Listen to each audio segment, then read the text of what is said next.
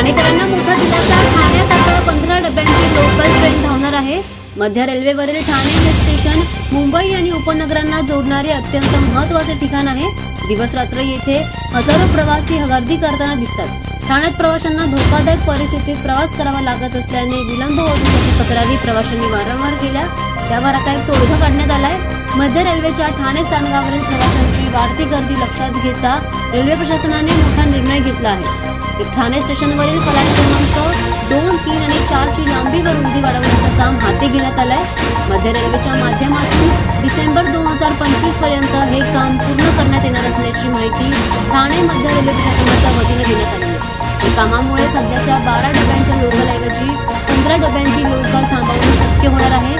फलाट क्रमांक 2 ची रुंदी 16.15 मीटरपर्यंत तर फलाट क्रमांक 3 आणि 4 ची रुंदी 40 मीटरपर्यंत वाढवण्यात येणार आहे।